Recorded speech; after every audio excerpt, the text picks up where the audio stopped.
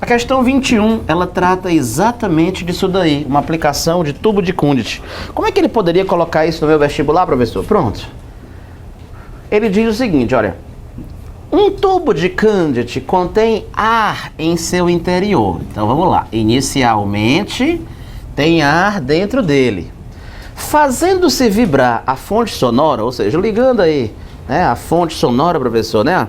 A distância entre dois montinhos de talco, quando você usou ar, a distância entre dois montinhos de talco no ar, ela vale quanto, professor, essa distância?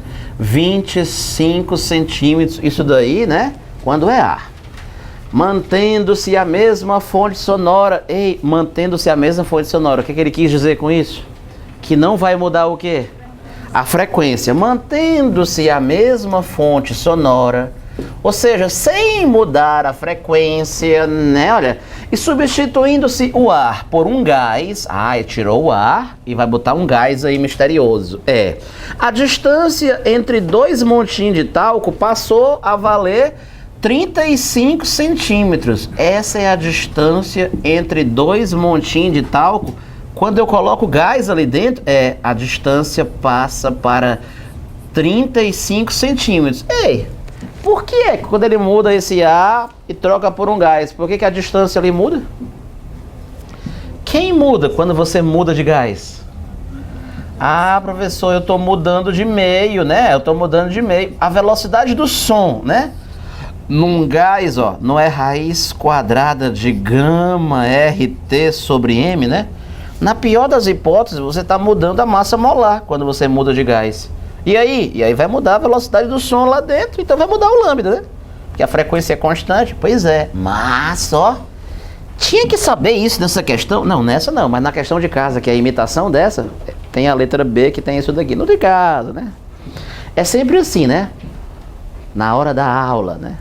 Tá vendo aquele negócio de Facebook? Na hora da aula, é uma questão bem facinha, né? No dever de casa, na prova, né?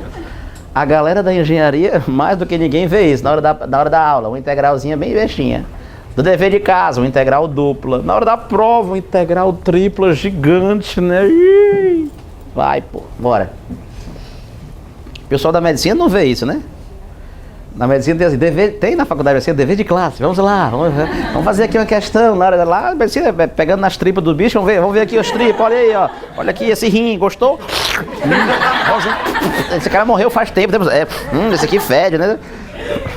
Ninguém faz dever de classe, né? Na engenharia a gente faz dever de classe, né? Grosso, nojenta.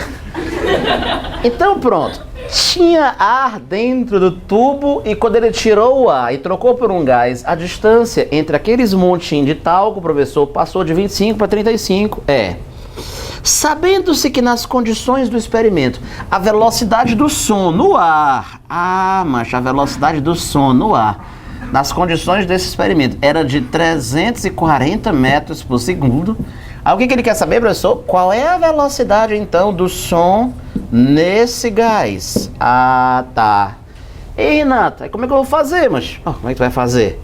Então, você lembra que a frequência não vai mudar, né? Ele disse que não vai trocar a fonte, né? Então, eu vou dizer que a frequência da onda sonora, né? Quando ele estava usando ar, vai ser a mesma frequência da onda sonora quando passou a ser gás. Exatamente. Então essa frequência é o que mesmo? Não, a frequência não é V sobre lambda, né? Velocidade do som no ar dividido pelo lambda no ar é a velocidade do som no gás. Yes! Dividido pelo lambda no gás, né? Ei, professor, mas eu tô vendo aqui que o lambda é 2D, ó. 2 vezes a distância entre os montinhos de talco no salão. Talco no salão. Pro forró ficar cheiroso e ter mais animação.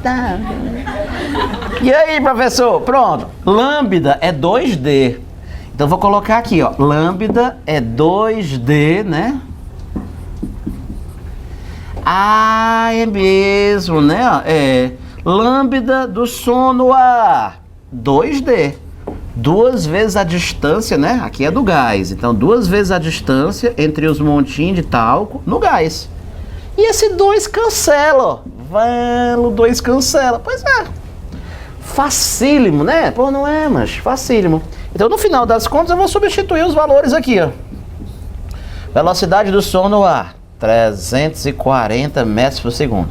Distância entre os montinhos de talco no ar, 25 centímetros.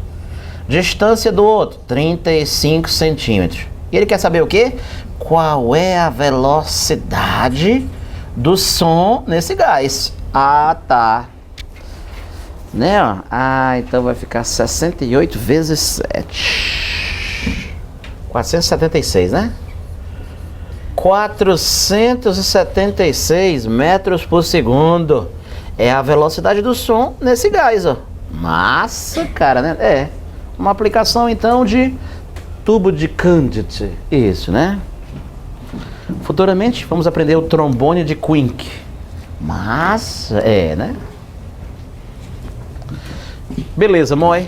Então, assim, morreu, então, a questão 21, tá? Atendendo a pedidos da minha querida aluna Paloma, né? E sua fiel escudeira Clara, vamos então fazer as questões 7 e 8, né, professor? Que o senhor estava enrolando, né? Pensa que eu não sei, né? Não, é porque eu expliquei hoje, né? Então vamos aqui, né?